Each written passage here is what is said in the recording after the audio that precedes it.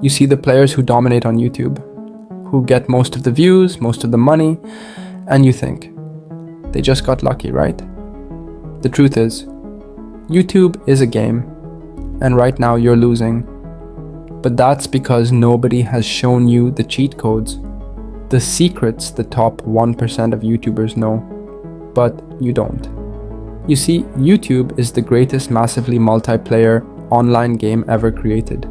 Millions of people around the world are playing simultaneously, each one looking to level up and gain more views and subscribers. But unlike most other online games, succeeding at the game of YouTube will give you very real rewards. With the right strategies, YouTube can make you rich, it can make you famous, and it can help you unlock the life you've always dreamed of. Anyone with internet access can play the game of YouTube, and everyone starts out in the exact same place. 0 views, 0 subscribers, 0 revenue, but the game has many different skills to master. Editing, thumbing, other players. The difference in YouTube is, it's a battle for attention and influence. And thus, who you team up and align yourself with can affect your journey a lot. A good video you make on YouTube, or a comment to the right person, could lead to you making a connection with someone else who then shares a useful new strategy with you, or opens up new opportunities and contacts for you. It could even lead to a collaboration where you team up and share audiences, so you both grow FU, start a normal online game, like World of Warcraft, or my personal favorite from back in the day, old school RuneScape. There's a tutorial at the beginning to guide you through what you need to do. But with YouTube, there's no tutorial. You're thrown straight in at the deep end with no clue what you're doing or how to succeed, which is why so many try and fail and end up blaming the mystical algorithm. Sure, you may search for help, but so much YouTube advice is either outdated and tempted to roll your eyes and close this video, because what I just said is so stupidly obvious. But asking how to get more views is the YouTube equivalent of asking how do I lose weight? The answer is eat less calories and exercise more. We all know the answer. The hard part is the execution. So even though this really is the formula to grow on YouTube, the real question to ask is not how do I get more views? It's how do I make better videos people actually want to click and meant with different topics? But it means you should always be trying to serve the same audience. If people subscribe to you for your comedy sketches and then you start posting serious debates, it's a completely different value proposition to what they signed up for. It'd be like if someone subscribes to ESPN and they suddenly change all their programs to gardening shows. Because when you post a new video, essentially what happens is YouTube first recommends it to your most loyal UT off. The biggest mistake new creators make is they try to optimize their titles for search results instead of optimizing for people. For example, I could have just stuffed loads of keywords in and called this video something like YouTuber Growth Tips, how to grow on YouTube quickly, and how to get more YouTube views. But as we now know, the algorithm sign the audience, so make interesting titles people want to click on, something that sparks curiosity. Because although search results are the opening of the video hooks people in to keep them watching the rest, this can be measured in your analytics by looking at what's the drop-off rate in the first 30 seconds of your video. A common mistake here is having a long generic intro that plays every video, like some random music or effects with your channel name. Another mistake is asking people to subscribe or like the video before providing any value. Or quite often people will say they're gonna get right into the simple example of an open loop because you probably want to stick around and know what that one change was. Like if you close this video right now, would you not have that little itch in your brain of wondering what was that one single thing that caused his channel to blow up? Sorry about that, but that's the power of open loops. Number 6, presentation and assets used. There are many different ways you could present your video, and it can make a massive difference. What footage you SHND Does the video have a good background and lighting? Pro tip: if you only have the money to invest in one area of production quality right now, for most people, improving their audio quality is most important. Because most smartphone cameras are pretty decent already, so that can be your camera, and you can get good lighting for free with natural light. But one surefire way to lose viewers is audio that's uncomfortable to listen to or hard to hear. Number 9, optimization. This is Aranti. YouTube will show them my future videos, whereas turning on notifications means every time I upload, they'll get notified. Okay, so those are the 10 attributes of the content scorecard. And depending on the niche you choose to specialize in on YouTube, some of these may vary slightly, but pretty much every video can be scored on something similar to this. And each one is ranked out of 10, meaning the best possible total score for a video is 100 out of 100. However, don't lose TR often. When people say high quality videos, they think it has to be some hugely crazy produced movie. And this shows you it doesn't. You can make a very high scoring video with no money or fancy equipment if it's a great concept, extremely clickable title, and so on. Yes, better equipment may help, but it's just one of many factors in a video's score.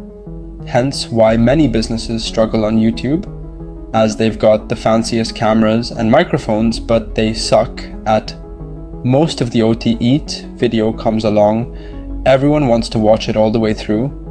They may even go back and watch it again in future. And so you'll notice most of the fastest growing creators don't pump out loads of videos.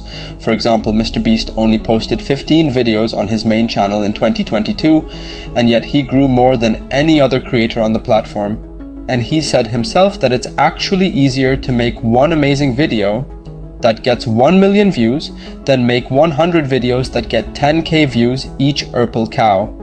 Because there are literally thousands of videos of people talking about growing a YouTube channel. But a video talking about winning the game of YouTube? Well, you haven't seen that before. So, you clicked. That's the power of a purple cow. Another example is in the finance niche. I see a lot of people trying to remake the exact same videos Graham Stephan makes. And who can blame them? Have you seen his ad revenue?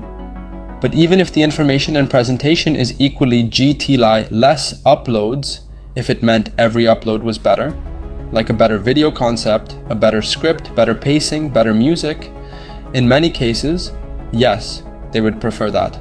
So, I really think if people worried a bit less about upload frequency and instead spent a bit more time making better, remarkable videos, they'd grow a lot faster.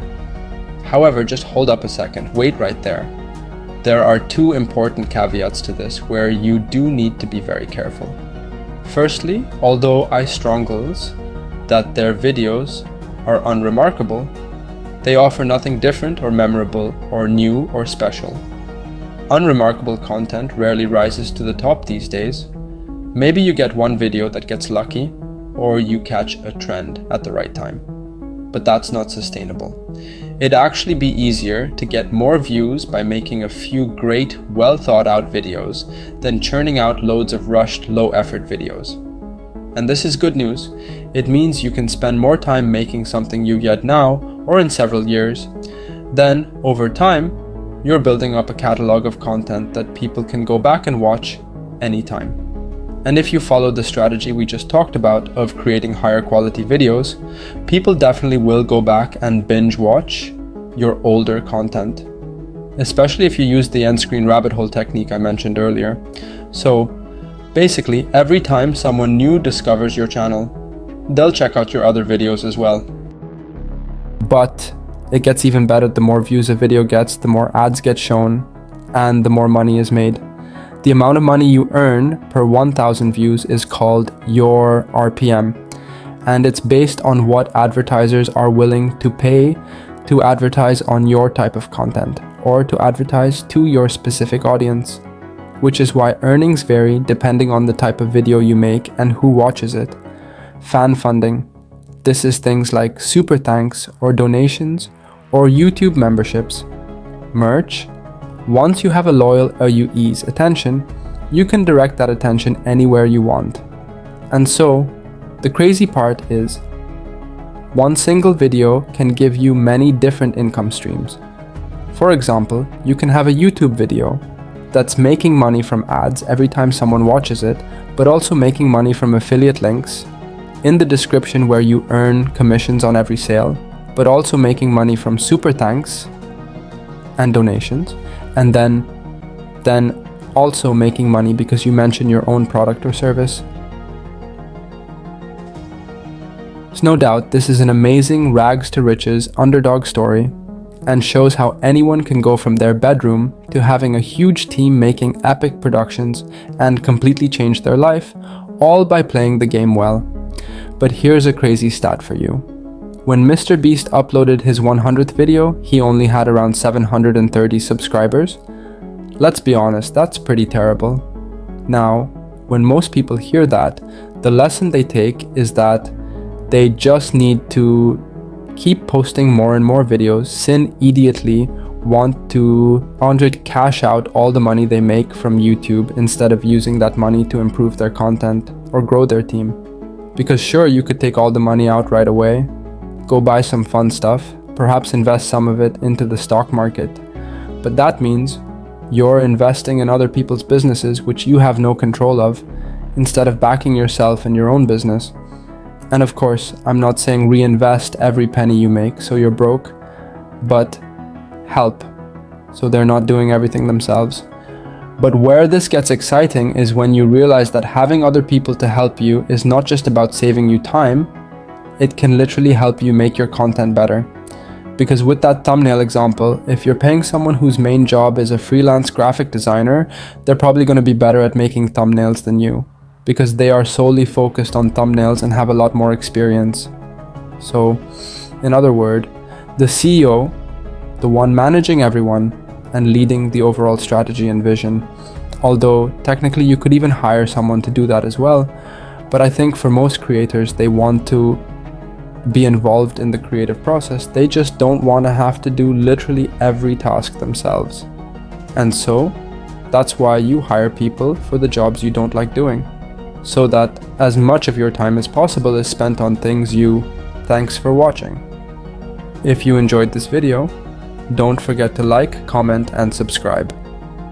And stay tuned, because the next part of the series will be uploaded tomorrow. You won't want to miss it. See you in the next video.